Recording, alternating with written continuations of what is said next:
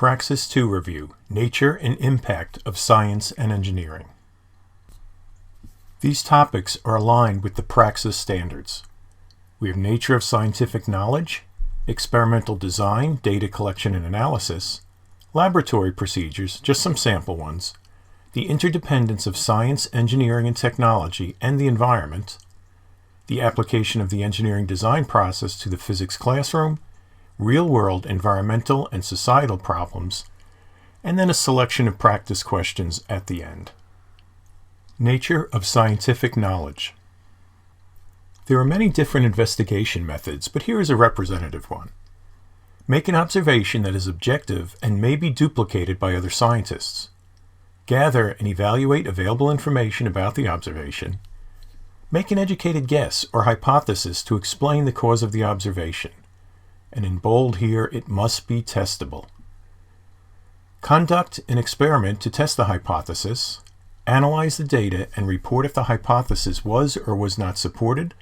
Share the data with other researchers. The results also need to be communicated to the general public so funding and resource decisions can be made by governments. Make new predictions based on the data analysis. Observations, experiments, research, and discussions can lead to new scientific questions, hypotheses, and theories. A question provides a clear path for research. It arises from curiosity about a natural phenomenon. A hypothesis is a statement that proposes a testable answer to the question. Observations or observational studies take measurements or surveys of a sample without trying to affect them. In controlled experiments, scientists carry out tests, trials, or procedures by manipulating variables to see the effect of each change. Scientific progress can be made from observations and controlled experiments. Over a period of 20 years, Tycho Brahe made detailed observations of the night sky, measuring and recording the positions of the moon, planets, the sun, and the stars. The collected data enabled Johannes Kepler to use the observations to create his laws about celestial object motion and to prove that the planets orbit the sun in ellipses. Marie Curie carried out experiments to explain the radiation coming from certain elements. During this work, she discovered two new elements, polonium and radium, and stated that the radiation was coming from the nucleus. They were not X-rays, but gamma rays. In experiments, scientists carry out tests, trials, or procedures by manipulating variables to see the effect of each change. The words theory and law have specific meanings in science. Both follow observations, questions, and experiments. A theory explains why many types of physical phenomena occur and has been repeatedly tested by many researchers and found to be valid. A law describes physical phenomena and cause and effect relationships. It makes no claim as to why the phenomena behave as they do. Like a theory, it has been repeatedly tested and found to be valid. Scientific knowledge is based on questions that can be answered by experiment, detailed observations, or calculations. The knowledge should lead to models, that is, theories and laws, that are then used to make predictions about related phenomena not observed yet. If the predictions fail, then the models must be modified to fit the new results.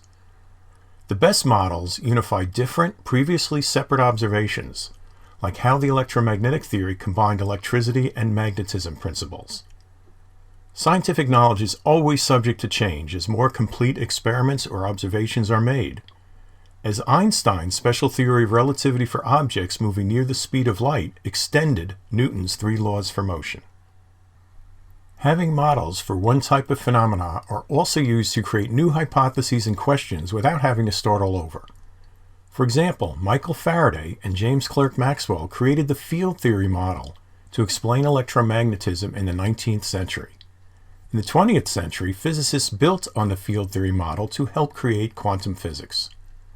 Max Planck, while researching blackbody radiation, modeled the phenomenon as light being composed of small packets of energy. Again, this laid the ground for quantum physics and also helped enable Albert Einstein to explain the photoelectric effect. In addition to explaining phenomena with theories and laws, a different type of model is used to make natural phenomena more understandable. For example, electric potential and its relationship to electric fields uses similar concepts to topographic maps. Lines on maps are drawn to represent heights above seawater. The closer the lines are to each other indicates steeper changes in elevation. Electric current is modeled as a flow of water, since electrons are flowing through wires.